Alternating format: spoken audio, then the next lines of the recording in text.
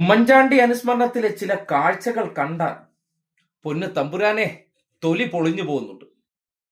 ദേ അങ്ങോട്ട് നോക്കി. പ്രത്യേക പ്രാർത്ഥന ഇന്നിപ്പോ അനുസ്മരണവുമായി ബന്ധപ്പെട്ട് നടക്കുകയാണ്. മനോരമ 2 ക്യാമറ, ഒന്ന് അച്ചു ഉമ്മനും ഒന്ന് ചാണ്ടിമോനും നേർക്ക് വെച്ചിട്ട് PR പണി അങ്ങ് കൊഴുപ്പിക്കുകയാണ്. അച്ചായ സ്നേഹം നമ്മൾ കാണിക്കണമല്ലോ. അങ്ങനെ ആ അച്ചായ സ്നേഹത്തിന്റെ ഇടയിലൂടെ വന്നപ്പോഴാണ് തലയെ തുണിയിട്ടുകൊണ്ട് ദേ വേറൊരാൾ അവിടെ നിൽക്കുന്നു. യജ്ജാതി വേഷം കെട്ടലും നോക്കി ഒരു മന്ത്രി കാട്ടുന്നതാണ്. ഉമ്മൻചാണ്ടിയുടെ പ്രാർത്ഥനയിൽ പങ്കെടുക്കുന്നതിലൊന്നും ഒരു തെറ്റില്ല. പക്ഷേ ഒരു മന്ത്രി എന്നുള്ള നിലയ്ക്ക് അവർ പങ്കെടുക്കുന്ന പരിപാടി അവർ വിശ്വസിക്കുന്ന മതത്തിൽപ്പെട്ടതല്ല.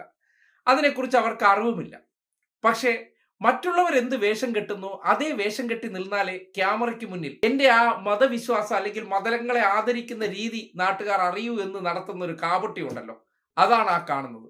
എന്തിനാണ് ഈ കോപ്രായം കാണിക്കുന്നത്? നമ്മൾ ഇതേ കോപ്രായങ്ങൾ കാണുന്നുണ്ട്. ആരിൽ?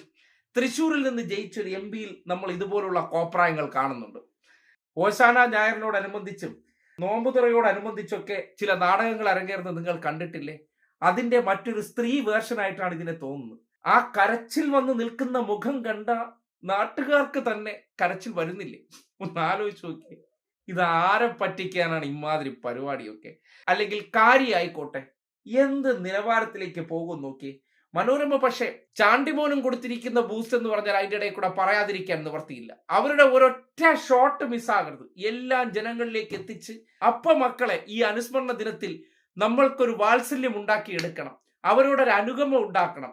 അതിനുവേണ്ടി കാട്ടുന്ന ഈ PR പണിയൊക്കെ ആവശ്യമുണ്ടായിരുന്നു?